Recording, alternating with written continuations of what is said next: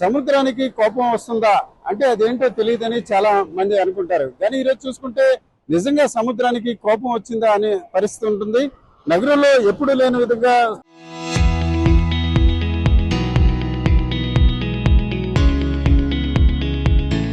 చాలా వరకు RK beach పరిసర ప్రాంతాల్లో సముద్రపు అలల తాకిడి చాలా వరకు పెరిగింది.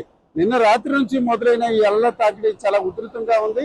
నిజానికి చూసుకుంటే విశాఖ బీచ్ లో చాలా మంది ఇసుక తిన్నెల్లో కూర్చునే పరిస్థితి ఉంటుంది. కానీ ఈరోజు చూడొచ్చు మనం ఏ రకంగా పరిస్థితి ఉందో. వాస్తవానికి చూసుకుంటే పక్కన ఏదైతే చిన్న చిన్న దుకాణాలు ఉంటాయో అవి చాలా వరకు సముద్రానికి దూరంగా ఉండే పరిస్థితి ఉంటుంది. కానీ ఈరోజు చూసుకుంటే చాలా వరకు ఈ షాపుల వరకు కూడా నీరు వచ్చిన పరిస్థితి ఉంది. అయితే గత దాదాపుగా 24 గంటలుగా ఇలాంటి పరిస్థితి ఉంది. అయితే సహజంగా అమావాస్య సమయంలో ఈ రకంగా అలల తాకిడి ఉధృతంగా ఉండే పరిస్థితి ఉంటుంది. కానీ ఈసారి మాత్రం చాలా తీవ్రంగా ఉన్న పరిస్థితి ఉంది. దుకాణాల్లో కూడా నీరు వచ్చిన పరిస్థితి ఉంది. ఇట్లాంటి పరిస్థితి గతంలో అంతగా లేనట్టు కూడా స్థానికులు చెప్తున్నారు. బాబు చెప్పండి, అదే నీరు వస్తుంటది అమావాస్యకి, కానీ ఇంత ఉధృతంగా ఎప్పుడైనా రావడం అట్లా చూసారా? తుఫాన్ ఉందన్న, ఈ 3 రోజుల నుంచి వాటర్ లాగా పెరుగుతుంది. అంటే అమావాస్యని అట్లా పెరుగుతుంది అంటుంటారు, అదే లేకపోతే? లేదు, అమావాస్య కాదన్న, మామూలు తుఫాన్ ఉంది. 4 రోజుల నుంచి వాటర్ ఫ్లోటింగ్ ఎక్కువ అవుతుంది. అంటే దీనివల్ల కొంత బిజినెస్ అది కొంత ఇబ్బంది అవుతుంది.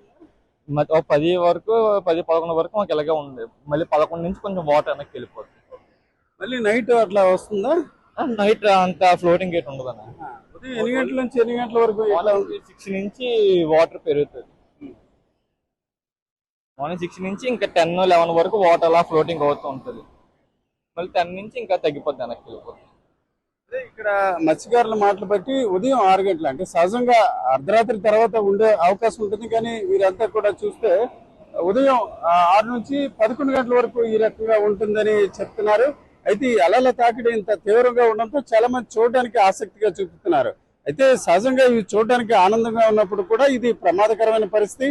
సహజంగా బీచ్ లోకి వెళ్ళినట్లయితే ఈ అలల తాకిడికి ప్రమాదాలకు గురయ్యే అవకాశం ఉంది. ఇకపోతే విశాఖతో పాటు రుషికొండ లాంటి ప్రాంతాల్లో చూసుకుంటే రిప్ కరెంట్స్ వల్ల కూడా ఇటీవల కాలంలో చాలా ప్రమాదాలు జరుగుతున్నాయి. ముఖ్యంగా చూసుకుంటే సహజంగా సముద్రపు అలలు పైభాగాన్ని మాత్రమే మనం గమనించే పరిస్థితి ఉంటుంది. చూడొచ్చు ఏ రకంగా అలల తాకిడి ఉధృతంగా ఉందో మనం చూడవచ్చు. ఇట్లాంటి పరిస్థితి కొంత ప్రమాదకరం.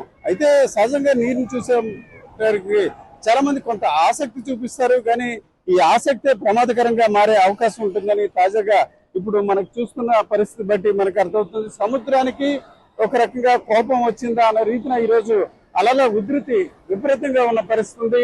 నగరంలోని అన్ని ప్రాంతాల్లో అంటే సహజంగా చూసుకుంటే ఆర్కే బీచ్, రుషికొండ అలాంటి ప్రాంతాల్లో కూడా ఈ రకంగా అలల ఉధృతి ఎక్కువగా ఉండడంతో చాలా మంది పర్యాటకులు కొంత ఆసక్తిగా వస్తున్నారు. అయితే ఇది ప్రమాదకరం, ప్రజలు కొంత అప్రమత్తంగా ఉండాలని సూచిస్తున్న పరిస్థితి కూడా మనకు కనిపిస్తుంది. Camera person తిరుపతితో Ramachandra Rao, RTV, Visakhapatnam.